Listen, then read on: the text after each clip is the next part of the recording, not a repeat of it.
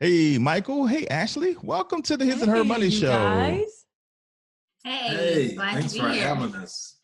We are excited to have you on. We've been trying to make this happen for a little while goodness. now, and the devil has been trying to get in the way of this doggone thing, but God prevailed, and we are here with you guys on the His and Her Money Show, excited to be able to let the whole world know about the incredible journey that you all have been on. But before we jump into your story of debt freedom, can you just say hello to everybody that's tuned in right now and let them know what you guys are all about? Well, we are the Walters, and we've been married for 3 years. And we are just ordinary couple. Regular and people. We just want to inspire people. I'm a teacher, elementary teacher, and I'm a minister of music and a musician as well, so aspiring artist. Mm-hmm. And we just want to let people know, that anybody can get out of debt. It's not impossible. No. Well, I'm excited to be talking to them. I see like that newlywed glow still on them. I see that debt freedom glow too now. Yeah, like, oh my God. They're just happy on the screen. Yeah, for those of y'all who are listening and not watching, they smiling right now. I would love for you guys to share with everybody. Tell everyone how much debt were you guys in total, and what type of debt did it consist of, and how long did it take you guys to pay it off? I'm sorry. I'll let you start. Okay, well, we had a little over $57,000 in debt, and the debt consisted of student loans and the car payment. Yep. And I actually did not come. I'm kind of like a little bit like you, how I did not come to the marriage with any debt. It was me. And so it was my husband. I made it, Michael. There you go. No, my girl. I know. Michael's my guy. He's just like me. Yeah, that's it. Yeah, I was really blessed when my parents were able to pay for our colleges and things like that. And so, but yeah, that's what it consisted of. So altogether, that was $57,000 in debt. And we paid it in 32 months. So what, 2 years and 8 months, something like that? Something like that. Love it.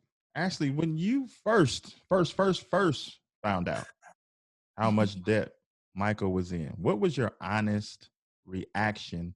And then after your honest reaction, we know the outcome now. You know what I mean? Now. But after that initial, whatever your thoughts were, what was your mindset then? Like embracing it? Like how did you position your heart, your mind to go all in? Well, we actually had been friends for 1.5 years. And so just through conversation and things like that, I just kind of discovered that he had student loan debt. And I remember as we started dating and we were getting closer, my dad was like, you need to kind of ask him how much debt he's in. Just like, kind of start poking, just kind of start asking some questions. And so I started asking some questions, and, I discovered that he had, this much money in student loans, like 40,000 something in student loans. And I was like, okay. And I really approached it like this, really whenever you come into a relationship with anyone, they're going to have some type of baggage, whether it's financial or emotional, and so for me, it wasn't a non-negotiable. It was just something that I said, okay, we can work this out. Now, if he had $100,000, now that I might have been like, we may not be sitting here today. Yeah, I don't know. But to me, it wasn't like this huge mountain that we could not climb over, Yeah. So it was a challenge that I saw it as a challenge that we could both, tackle. That's the breaking point for some people. They say, man, we need to get on a budget. Let's try it. And then they try it, and then it goes terrible, and then they quit permanently, right? So talk to us about that first blow up, the first meeting that didn't go so well. Tell us what didn't go so well, and then how did you guys weather all that and continue to push forward? Well, for one, I'm not used to anybody being in my business. Like that's just not, I never had to be accountable to anybody. It's just my money. I've been single. So when she was like, hey, I want to know what you spending, this and that. When we had to actually openly talk about it, and, it's like you pulling the cover off. It's like, you're exposed. It's like, oh, wait a minute. It's like, wait a minute. Why are you asking me all these questions? Like, this is personal. Right. Like, I knew I was spending money on clothes, but I didn't want to see them. Right. People rather turn a blind eye. It's like, I don't want to see this. But when you're married and you expose yourself, like, that really gets your attention, and it's really eye-opening to be like, ooh, okay, I need to change my financial habits. But nobody really likes to change their financial habits, especially a man. You know, it's like, it's my money. Like, what are you gonna tell me to do with my money? So I was all through. I was all. It was uncomfortable. Credit card statements, and we were looking. I was like, okay, you spend a lot of money on clothes, right? And it just, That and food. Those are the weaknesses. Food. But we made it through, and after a few more budget meetings, we kind of started getting our budget together, started lining up. Yeah, I'm glad we kept going.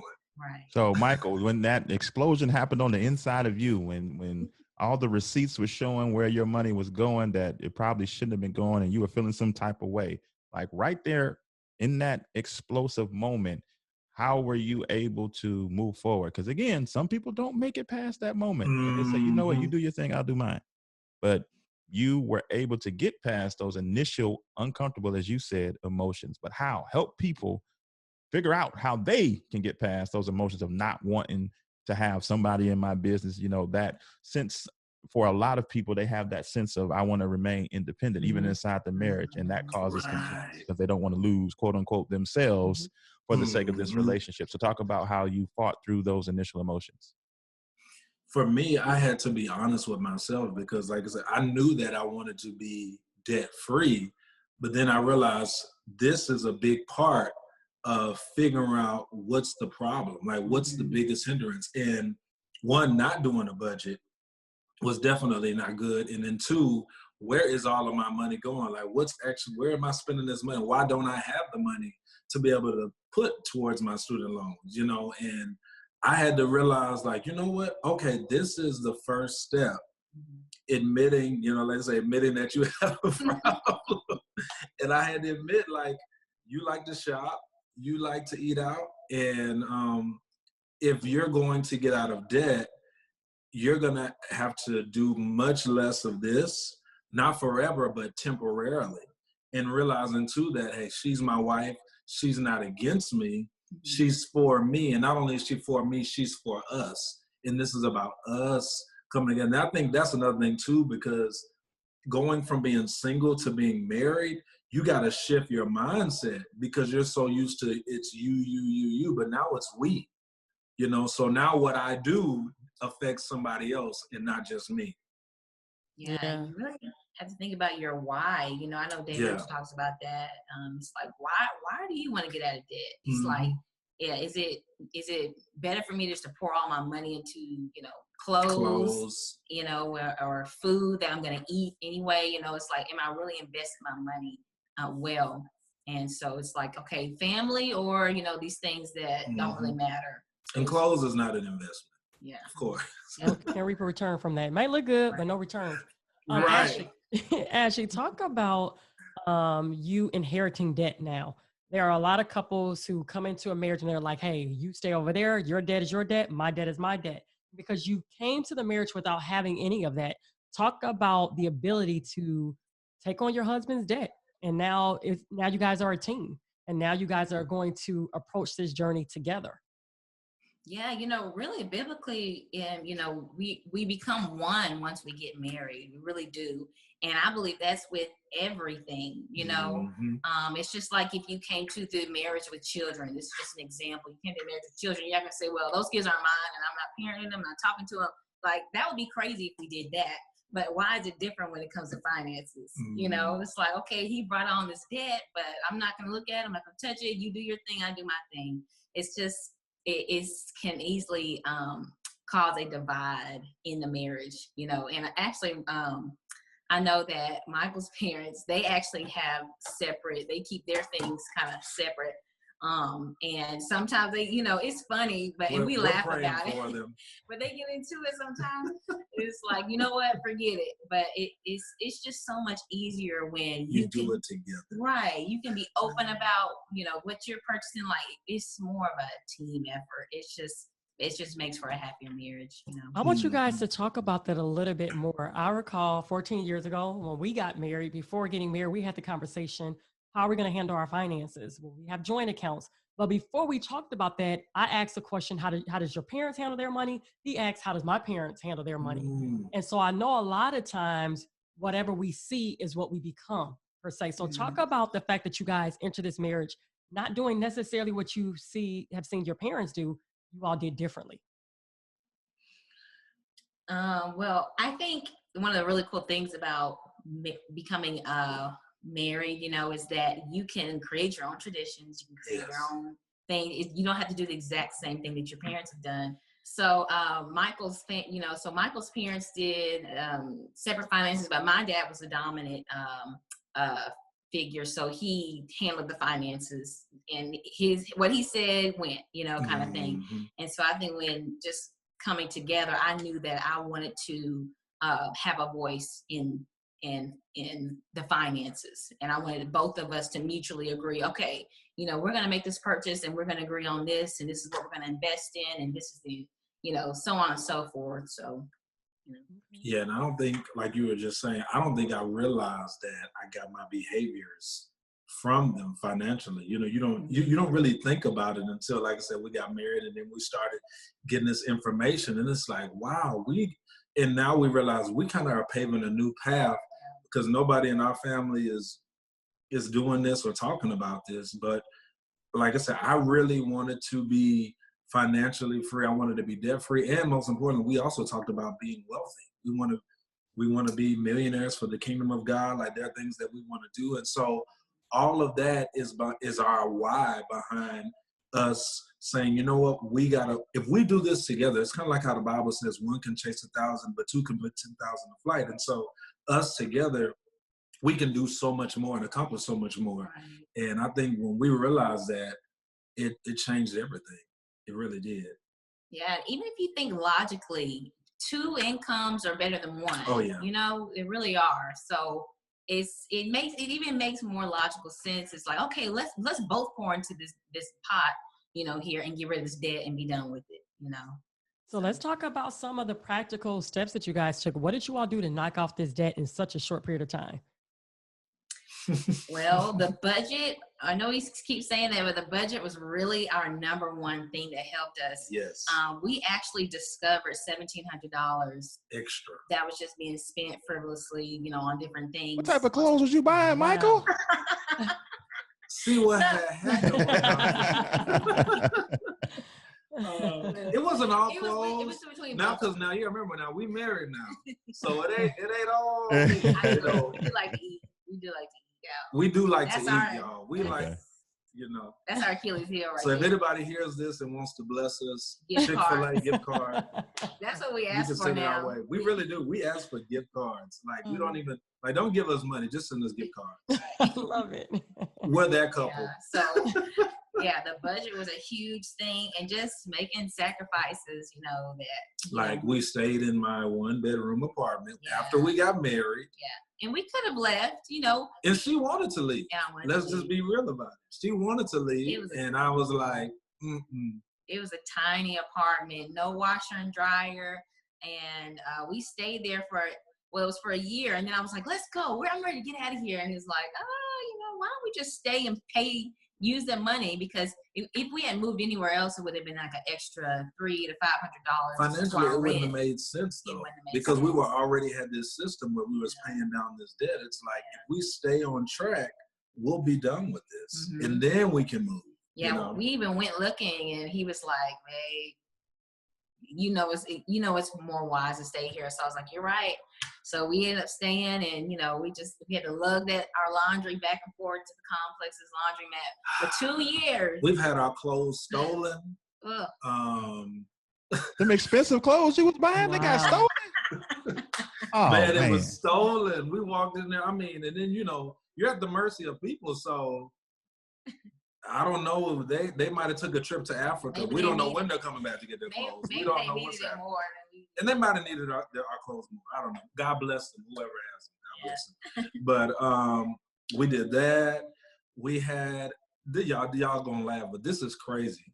So, you know, when you get married, you get all of these wedding gifts and all of that. Well, somebody bought us a nice iron, like one of those, is it a shark or something type of like that? So apparently our iron was too powerful for the apartment. So it kind of tells you where we were living. So this tells you kind of, you're right. So she's getting fed up with it. She's just like, I've had enough. So we plug up the iron and we get rid of the iron and clothes and it shuts off the lights. And this happened like numerous of times. Twice a month, 2 or 3 times a month. Especially when we're on our way to church. That's not a good thing. That's not a good thing. We were late. Oh, yeah. But so we sacrificed. People see it, but we sacrificed. And we have not purchased a new car since we've been married. We have not. I've been driving around my car as 11 years old. I've had it since high school. And mine is 6 years old, but they're both paid off. Yeah. Nice. So while our friends are buying brand new cars, we are still driving around these older models. And so those are some of the things that we had to do, you know.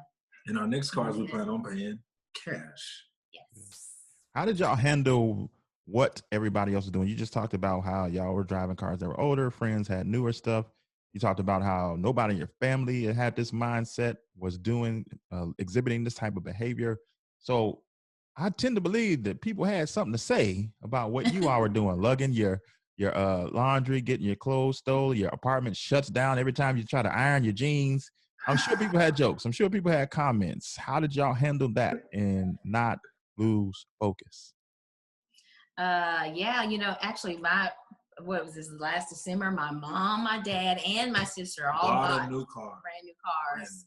And so, you know, I was up next. My dad was like, okay, you know, this is a great time for you to buy a car around that November, December time, get a good rate, you know, so, you know, all that.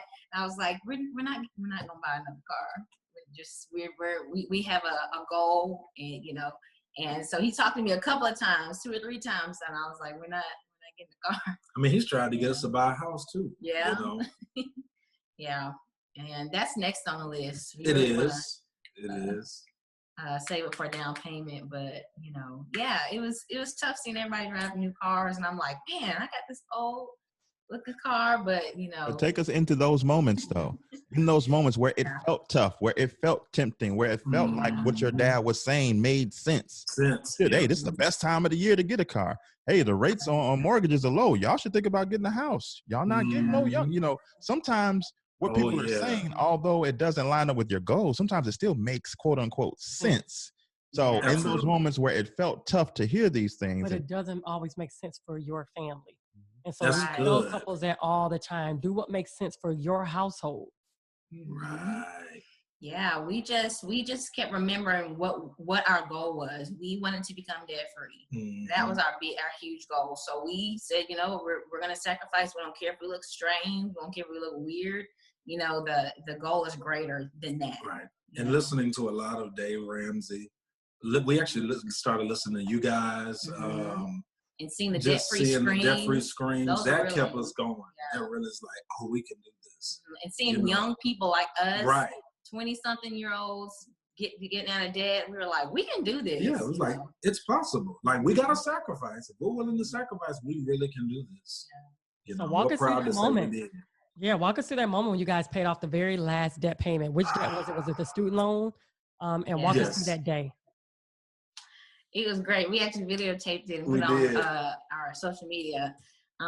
It was cool. I was like, wow, like it's at a zero. Cause it's crazy to see something go from 57,000 to 20,000, 10,000, 5,000. I was like, oh my gosh, like this is happening.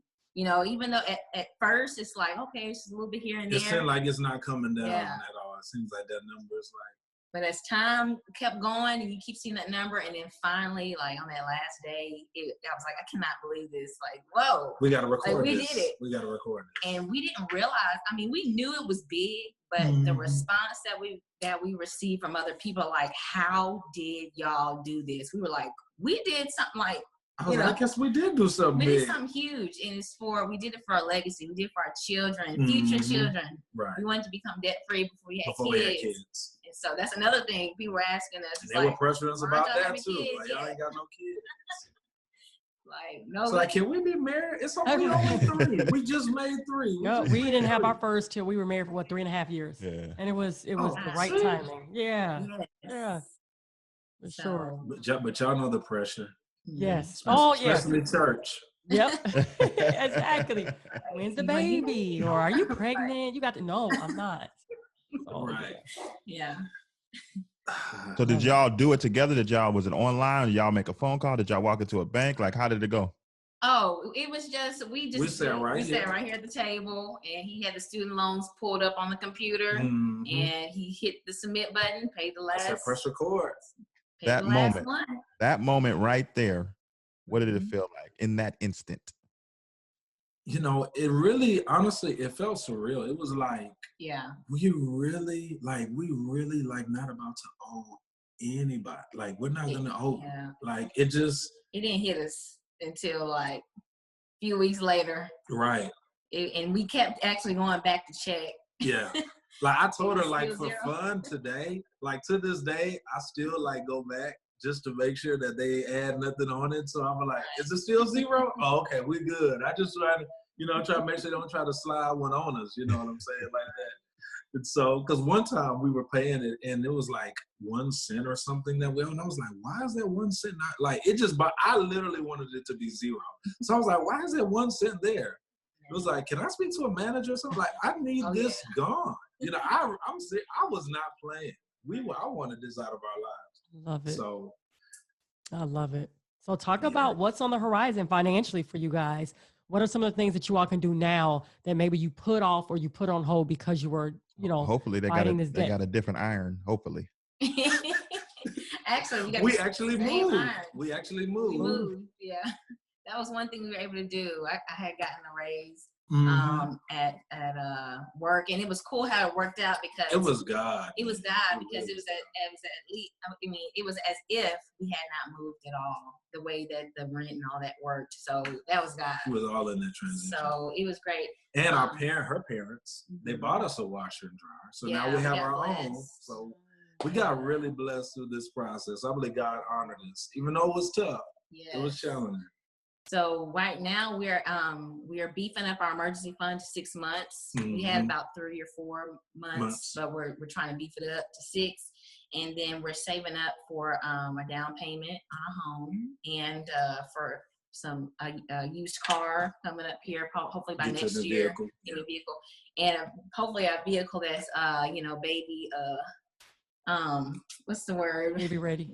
Baby ready, yeah. Because that's coming in the future too. Now that we're debt free, and that's one thing people keep saying. Now y'all debt free now, so babies are coming, huh? We're like, just give us a minute. Just hold on. Just hold on. we got it in the works. We got this. Right. I love it. What do you see, or what do you feel this journey to debt freedom will allow you to do that you probably wouldn't have been able to do if you all never would have went on this journey in the first place? What do you want to say? I want to say so. Well, we just really wanted to create a legacy. We want to become our own bosses one day. We want to have a tap into entrepreneurship. Yeah, and start businesses. And that we just knew that becoming debt free would allow for that. So but you don't have that monkey on your back trying to pay off student loans, and also at the same time trying to start a new business or things like that. Start a college fund for your kids. Just all the other baby steps that are possible because we've checked this one off. We really want to build wealth, and we knew that becoming debt free was the start of becoming wealthy, and we want to become wealthy so we can be a blessing to the kingdom of God and just to other people. And definitely we want to travel, Yeah, that's one thanks to Rona. That didn't happen for our anniversary this year. Yeah. But we love I'll tell her I'll make it up to her. But yeah, we want to travel, and for me, I know I've always wanted to be in full-time ministry. And so now not having that debt lurking, I can really, we talked earlier about my music. I can really dive into my music and really focus in on that, invest in us. Yeah. Now we can invest in us instead of somebody else. Right, because it was really cool to see that money stay in our bank account instead of throwing that $1,700 at the debt every month. We were like, whoa, we're like, we rolling. We got more making. money now. Like, whoa, it was just cool to see, you know, that's our money. We don't have to give it to pay anything off. It belongs to us, and we can do what we want to with it. Right. You know. So nice, man. Y'all, what y'all did Great has job, been you incredible. guys. If people want to keep up with y'all, people want to hear your music, Mike, let everybody know where you're at, how they find you. yeah. So I am on Instagram. I am the Michael Walter, and I actually have a single out on all digital outlets called "Your Love Is So Amazing" by Michael Walter. Apple's, iTunes, Spotify, YouTube title. You can get that. And Ashley has a blog. Yeah, I actually have a blog that I started last summer. It's at www.ashleymwalter.com. Yeah, it's just an inspirational blog as far as it's really, it's a Christian blog that just inspires, you know, people in their daily walk with God. And we also just recently, and actually we're making the announcement right here on Let's go. for the first time.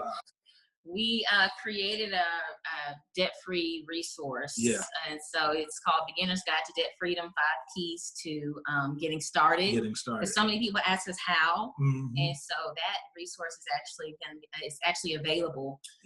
For we heard y'all, so we're coming with it. Yeah. It's free. It's a free download. How do they get it? Yeah, where they go?